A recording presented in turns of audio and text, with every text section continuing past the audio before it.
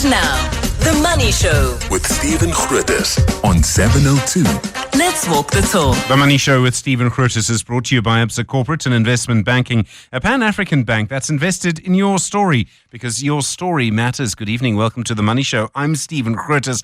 Obviously, one of the big stories tonight, the Rand-dollar exchange rate, the Rand falling to below 19 Rand to the dollar. Really all about dollar strength. Other currencies feeling the heat from the dollar as well. Various reasons why. Much of it to do with what's happening in the US and expectations around interest rates. US markets down today because of payroll data showing that more jobs than expected were created. In other words, unemployment in the US is at 4.1%. That's lower than what was expected. That economy really surging ahead, and I'm reminded of the analysis we heard last year of how the US is sucking up global capital at the moment, and that really is having a big impact on markets everywhere, having an impact on the JSE as well. Mining shares seem to be up, Sasol up very strongly, and financials down, I presume, all as a result of that. Other factors involved too. A lot going on in the US. We'll talk a bit about the possibility of a TikTok ban in the next little while as well. The US Supreme Court hearing arguments. I think as I speak to you right now, that court will be in session. It is astonishing, and for me it says so much about American politics that 170 million people in the United States can use TikTok on a regular basis. Most of them must be over the age of 18 and thus voters in the US. And yet the people they voted for on both parties, the Democrats and the Republicans, voted to ban TikTok. Says so much about the sort of great China scare, if you like. And I'm reminded as well about what Martin Davis told us earlier in the week of a sort of great decoupling that's underway between the US and Chinese economies. Really is astonishing to watch. In South Africa, the big story, of course, is around Exxaro. Nombasa Tsengwa, the CEO, Dr. Tsengwa, going to court challenging her suspension by the board. She was suspended last year, claims that she's been responsible for a toxic workplace culture. A couple of things that struck me as very strange about this. The one is that some of the details have been sealed. Some of the files have been sealed. As a journalist, I must just say, when you do that, all you do is encourage selective leaking. Now, maybe that won't happen in this case, but it does in political cases, and there's kind of no reason why it won't happen if there is a battle being fought in the public domain. The second, and this is an obvious point to make, is that when you're the CEO and you're appointed by a board and you're suspended pending an investigation, and that investigation is underway, there may well be a chance that you can come back. When you now go to court challenging that suspension against the board that appointed you, well, it seems unlikely to me that you will. And I did wonder if maybe this was a tactic. Maybe Tsengwa's decided that, look, clearly she's not going to go back. Clearly this is going to go on for a while. And she's trying to sort of force the board to make a decision one way or another and get it all over with. I mean, maybe that's the idea. Maybe there's a payout in the offing somewhere. Either way, this is getting very messy, very bad for Exxaro that this is all going on. And also, of course, we've seen this happen before in other corporate cases. There'll be a lot going on around it. We'll talk about the SA20, the cricket tournament, which just to me seems to have captured the public imagination, the money behind it. Yes, stadiums look full, but, a TV camera can make anything look full. What are the viewership figures actually? And could it have real implications for the long-term future of cricket if there's just too much of it? We'll find out a bit more about the business of cricket and your Friday file a little later in the program. Good to hear from you on 011 883 0702 021 446 0567, and of course voice notes this evening on 072 702 1702. 702. Stephen is on The Money Show. 6 to 8 p.m. Well, confirmation today from Cell C that the group that was able to infiltrate its systems and I presume steal some of its customer data is called RansomHouse. Cell C is just the latest company to have this kind of hack. You know how many other companies have had the same problem. Sibusiso Sishi is Technical Director at Iron Sky, an expert on cybersecurity. Sibusiso, good evening. Thanks for your time this Friday. What do we know about RansomHouse? I mean, are they similar to other groups that do this kind of hacking? And there seem to be plenty of groups that do this. Hi, Stephen, and thank you for inviting me. So yes, RansomHouse is just another group that has been around for a while. So RansomHouse, their modus operandi is just to make as much money. So all these ransomware companies, all these ransomware groups. The modus operandi is just to make as much money, and they've been looking at South Africa, with kind of a keen eye since COVID times. There's been quite a lot of breaches, and the same ransomware group are actually responsible for the ShopRite incident that happened in 2022. Sorry to interrupt. This is clearly a business model that works for these groups. Oh, totally. It's really is big money. These groups have got the financial backing. They actually go on hiring. They run them like as businesses. And if you read some of their communications with companies, they will tell you that, like, we're a business. If you treat us with respect, we'll treat you with respect. And they hire people. They have research groups, and they're very active. And they communicate quite a lot in their own spheres, in Telegram and other sort of like third-party communication channels, and on hiring and getting access to companies that that they want to hit. I mean, they say they're a business, but they're involved in out-and-out theft. There is no other way to describe it. What they're doing is completely and utterly immoral. Extortion is wrong. Full stop, finish and clear. True. But as with any criminal, so for us we call it theft. They call it expropriation. I'm making it for a bad example, but yes, it is theft. And the main reason that's driving them is just because cybersecurity and a lot of businesses is very lacking, or there's sort of gaps in that these guys are able to find, to be able to extract all this data out from networks. So as long as companies are not taking cybersecurity seriously, there'll be more and more and more of these cases coming up. And as I said, South Africa is becoming one of the places that these guys are looking at with a keen eye as well. All right. Is our cybersecurity generally weaker than in other places? I mean, I realize that in the United States, an oil pipeline was hacked. Hospitals have been hacked there. I would presume, in fact, some of our systems might be a little bit more up to date than the US because their infrastructure is older in some cases. But you'll know more about whether or not that's true. But are we particularly vulnerable compared to other countries? I wouldn't say that we're particularly vulnerable. It's just a case of if the opportunity like presents itself, like you're dangling this carrot, that these hacking groups will look at you, and they normally just go for the quickest entry into an organization.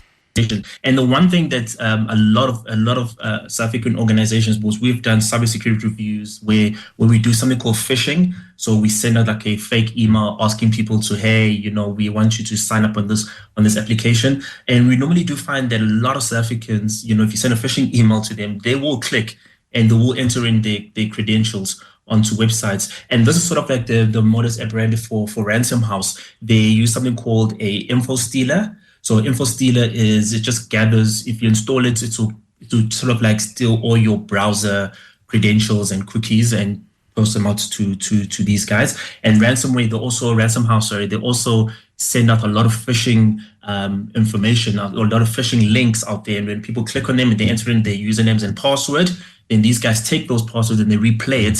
So those sort of like the small gaps, so that a lot of South African organizations are falling behind. But it's a worldwide phenomenon. It's not just to South Africa.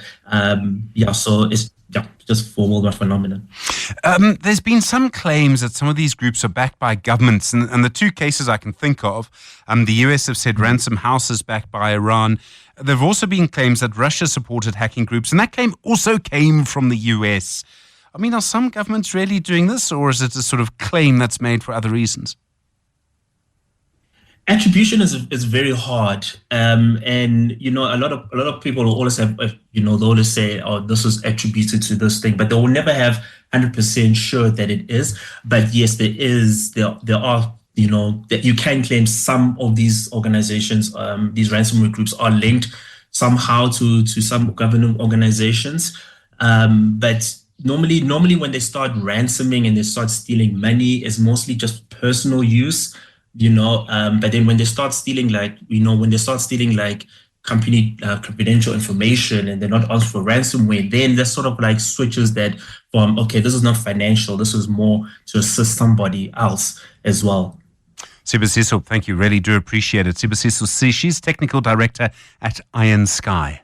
The Money Show on 702. Monday to Friday, 6 to 8 p.m. Well, the rand falling below 19 rand to the dollar today for the first time since before last year's elections.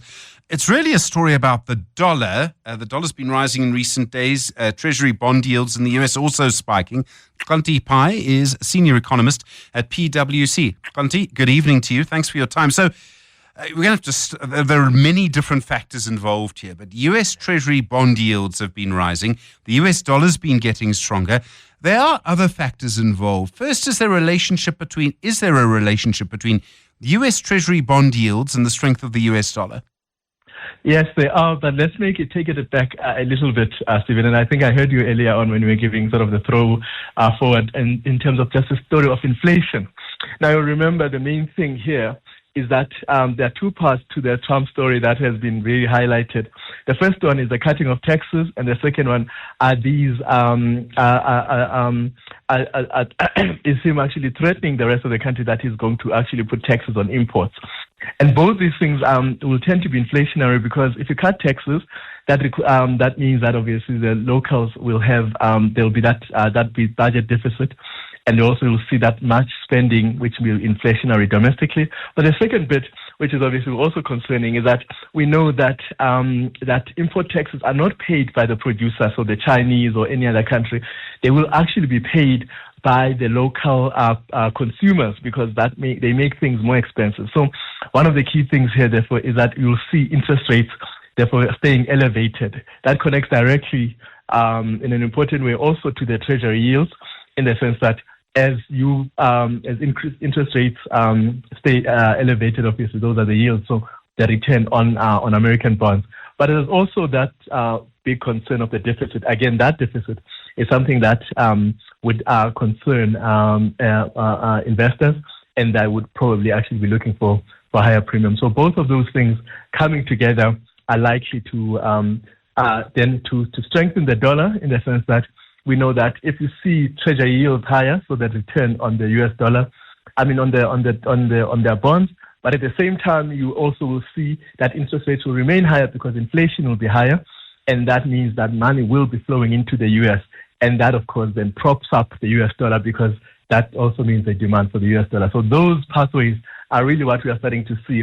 And there's an interesting article that was actually written by Paul Krugman, who is the US famous economist, really explaining this, that one of the key things that we're going to expect this year is a strong US dollar, and certainly because of the higher inflation.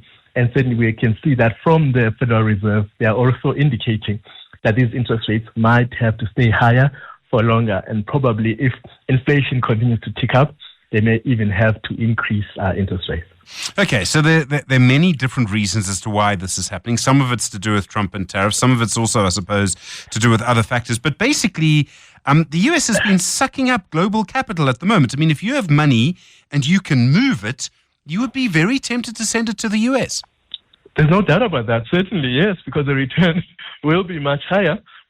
Because we know that interest rates will be higher for longer.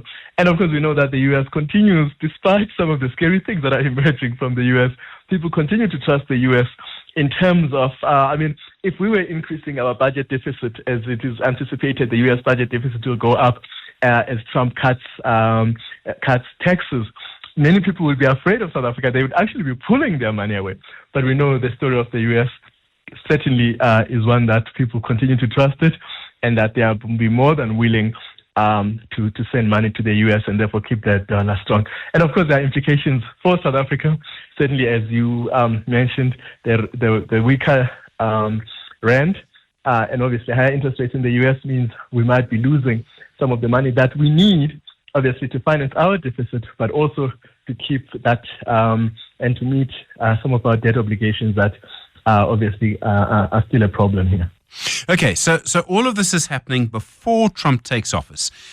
And this is driven largely by what he said, by what he's promised. But now, in 10 days' time, in fact, he becomes the president, takes the oath. I'm sure he'll sign some executive orders and things. And then we will start to judge him on his actions rather than his words. So that could that change the game a little bit? Because there are also investors who say, we want Trump to come in, we want him to do what he says he's going to do, but we don't want him to do everything he said he's going to do, because that for us would be disastrous. It's quite a strange equation. Absolutely. And, obviously there are different kinds of investors in the game. Certainly many of them, the more reasoning ones, are likely to be very, very, very concerned, especially in the longer term. The short term, obviously, is a better story, because many people in the short term are willing to take some of these risks. They're willing to sort of, to gamble in terms of some of these outcomes. So what you are saying in terms of what he's actually speaking about, this is an opportunity. As I always say, some of these things will be priced in before he comes in.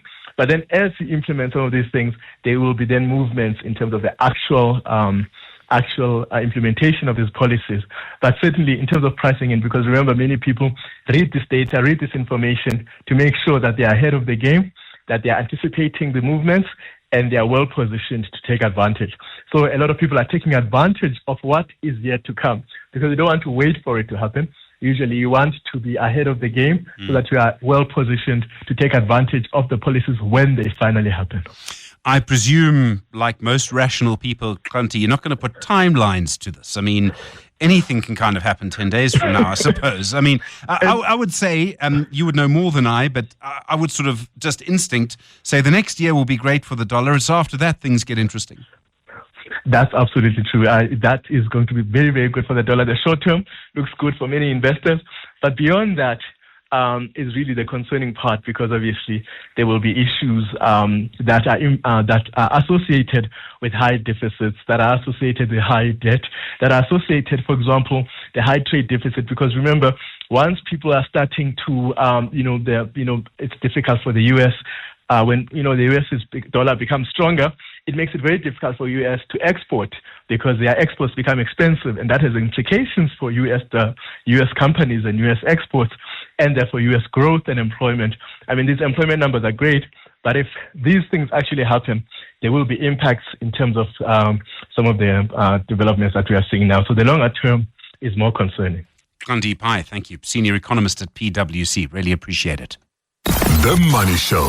The markets. Zwelakhe Mguni is Chief Investment Officer at Benguela Global Fund Managers.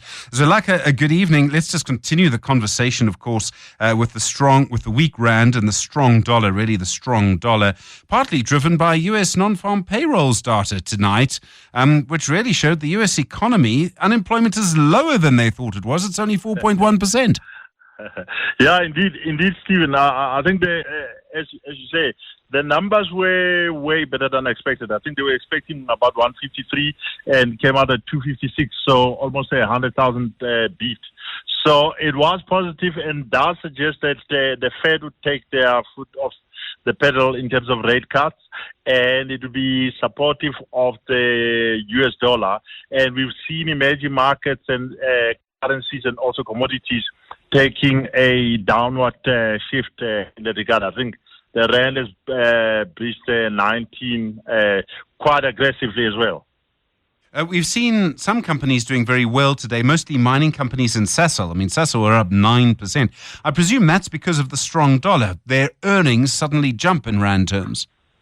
No, certainly. I think the translation effect, both on the income statement but also on the ADR that they have in the US, the translation of that into rand at a lower end would essentially have driven most of that move. But I think longer term, one has to think about Trump is a bit anti-climate change and or at least anti-environmental friendly policies. So it could create a reprieve for companies like Sasol to get a bit longer time to basically get their house in order in terms of the emissions if such a policy gets transferred to South Africa as well.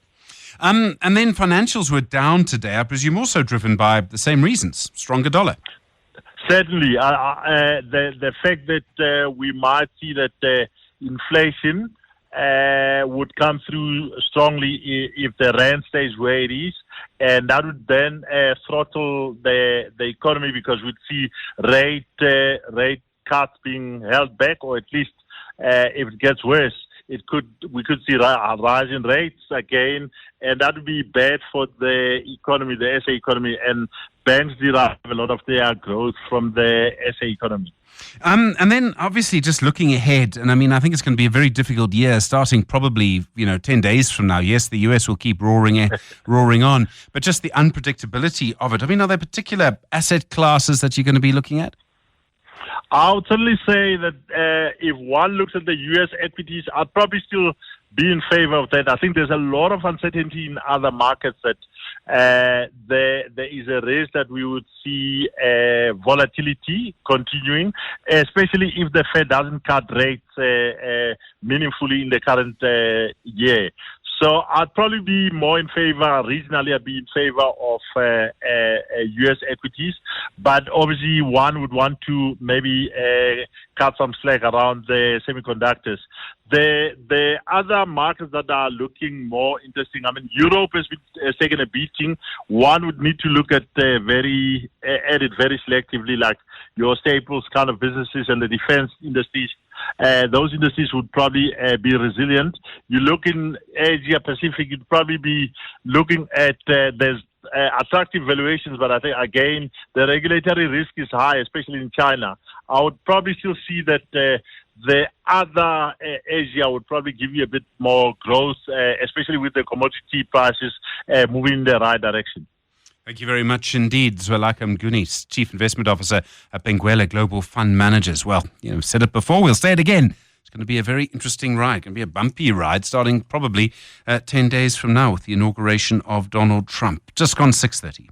The Money Show. The Friday File. The Friday File. 21 minutes now to 7 the time. Good to hear from you tonight on 011 883 0702 021 4460567. Voice notes, of course, on 072 702 1702. A strange set of events underway in the United States Supreme Court. Right now, arguments underway about whether TikTok should be banned in the US. 170 million people in the United States use TikTok on a regular basis. The ban was passed through Congress. Support from both parties, the Republicans and the Democrats, signed into law by the U.S. President Joe Biden.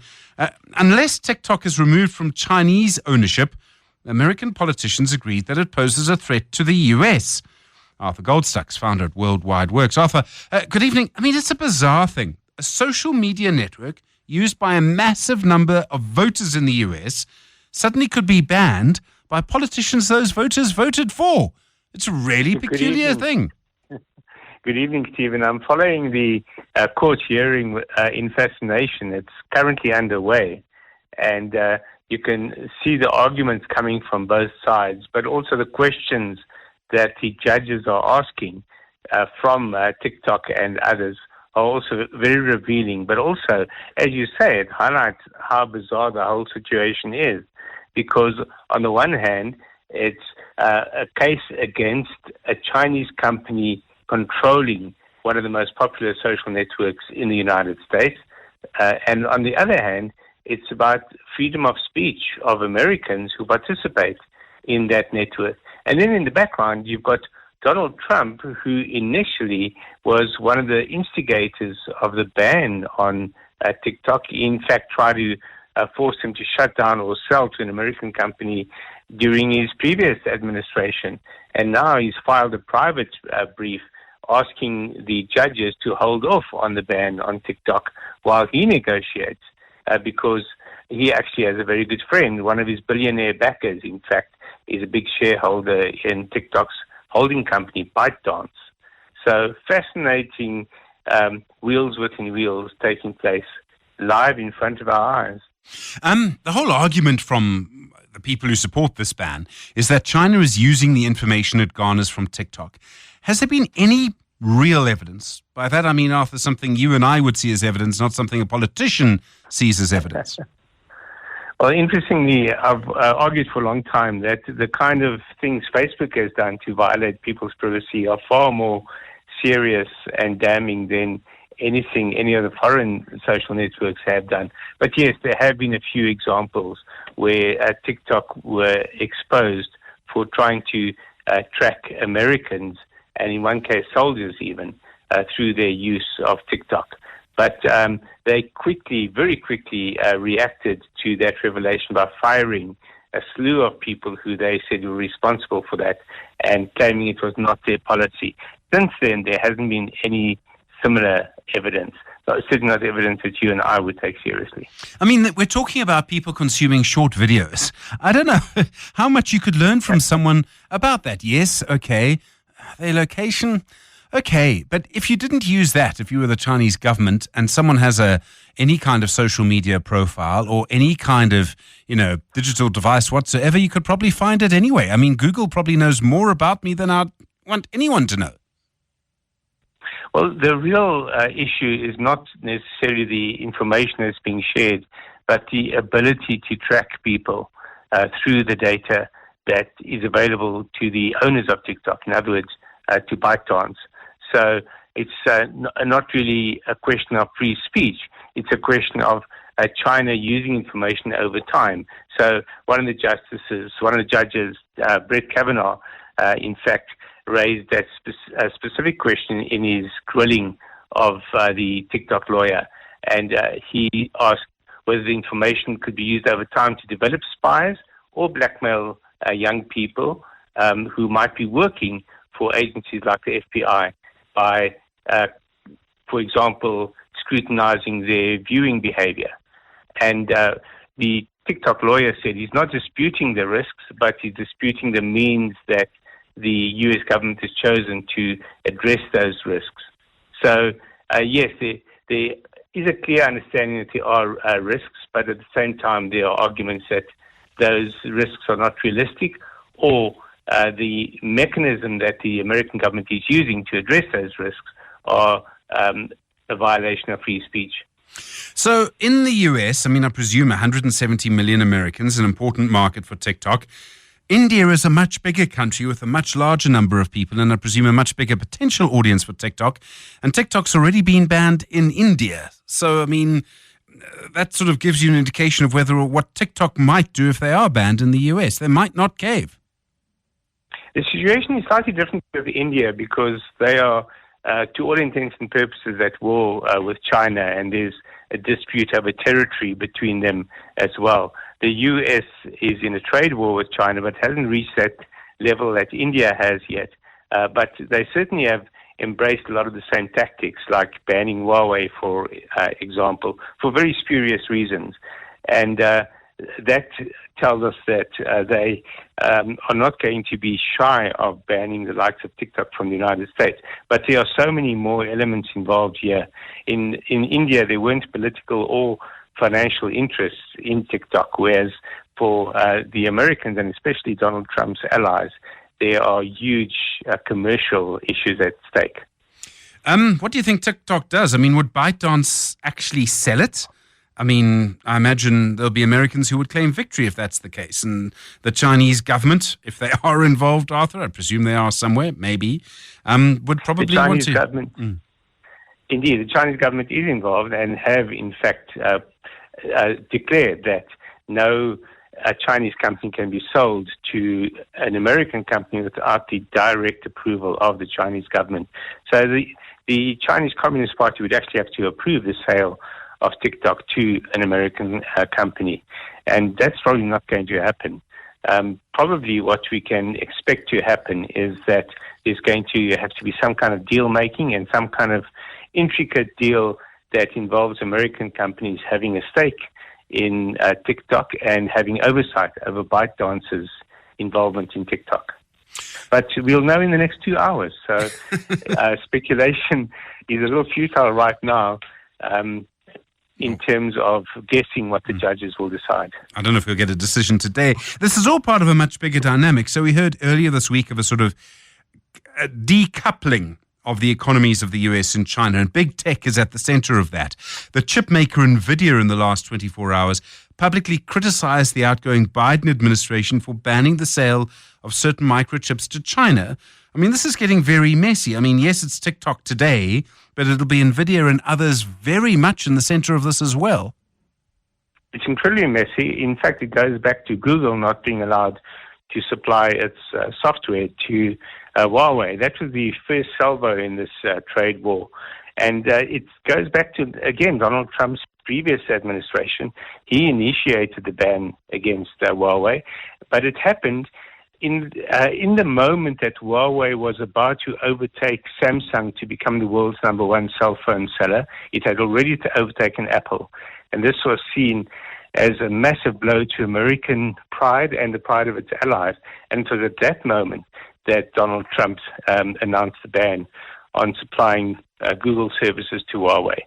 So it's all part of a trade war. There's been no evidence that Huawei phones have been used in any way to spy on Americans, as has been claimed, or on anyone else. So we can expect to see an intensification of that process. For example, we're probably going to see Intel and Microsoft being banned from providing their services to China. And we'll probably see companies that we didn't even think of being drawn into it, like what happened this week with the Americans declaring that Tencent, a games maker, was a military supplier, for example. That is crazy, but it's the kind of craziness we can expect more of. Arthur Goldstock, thanks very much indeed. Founder at Worldwide Works. In a moment, the SA20, why is it so popular? The business behind it.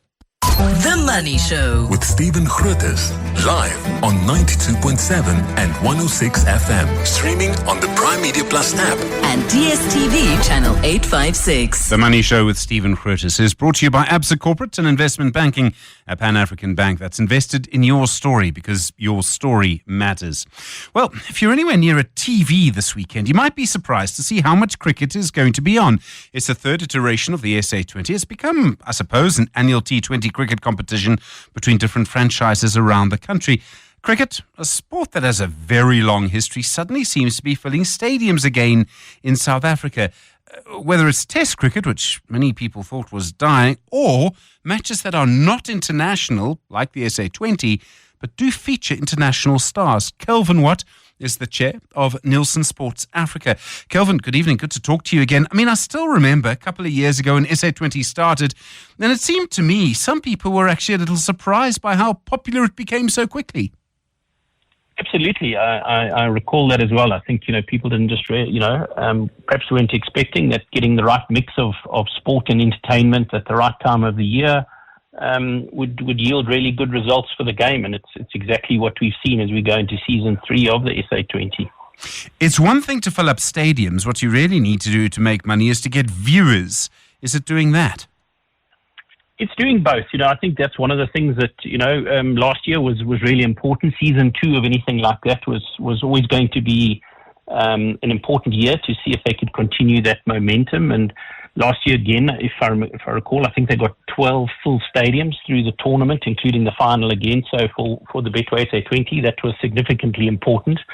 On top of obviously television, they really have got a really good global reach going now with 9 or 10 global broadcasters from India, UK, US, Australia. So really key markets, taking the games. And from the numbers we saw last year, there was a 21% increase in global viewership across the 9 broadcasters and a 24% increase in viewership in South Africa, of which 46% was actually female, which is really positive for the game. And I think just an indication that they're getting that mix of sport, of entertainment, and everything in between right.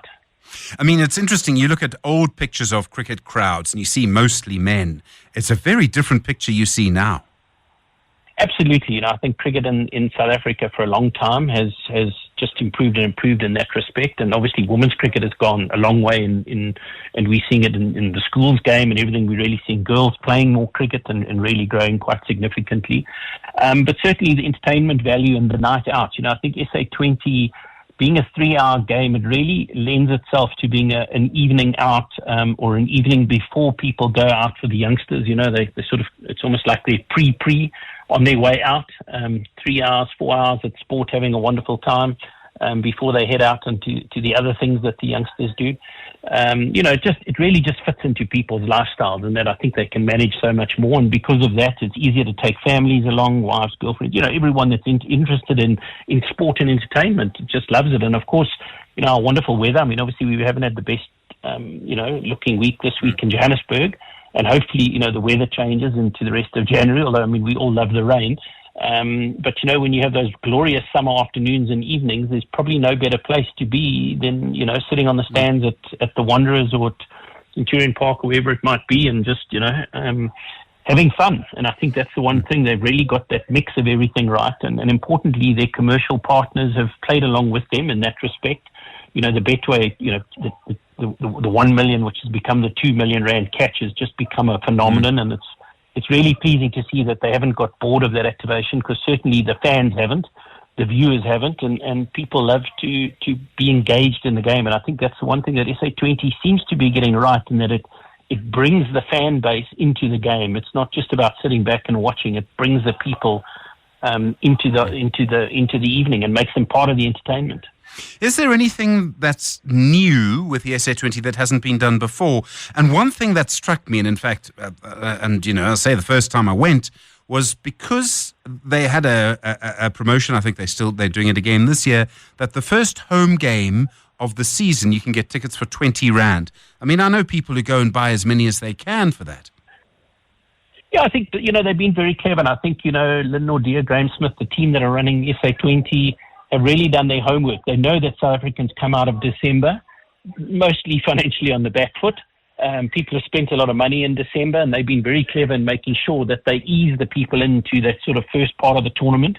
Also very clever in that, it's one of those things, if you get your people in the stadiums in the first games, the excitement builds because people turn it on at home on TV and they see a full stadium. Last night in Port Elizabeth, tonight in Durban, stadiums are full. I'm sure Joburg, if the weather plays ball, it'll be pretty full tomorrow in Pretoria on Sunday, and that really gets the momentum going in the tournament. Because most importantly, and I mean, you run the finance show, we've got to get South Africans through to the 25th of January, that next paycheck, which is, typically that's the really important one for students and for everyone, who typically get paid around the 15th, 16th of December, and they have that very long 6 weeks of spending and waiting for that next paycheck. So, I think that's just shows you that they're a business that really understand what they're about. They understand their customers, and they make sure that they, meet those customers halfway in giving them what must be the best value entertainment out there, rand for minute, rand for hour, in the country right now. It's been interesting watching the sport of cricket over the summer, and this summer in particular, there's competition from other sports in a way there didn't used to be. I mean, there's a lot more South African rugby being played now than ever before at this time of year. But just last week, I mean, maybe it was wishful thinking, but Test cricket with a capital T seemed to have a new lease on life. Pakistan mounted a really strong fight back. By last night, some of the people involved in that test were playing T20 cricket, in fact, in the last couple of balls. I mean, does this prove that maybe there is space for T20 and still space for Test cricket?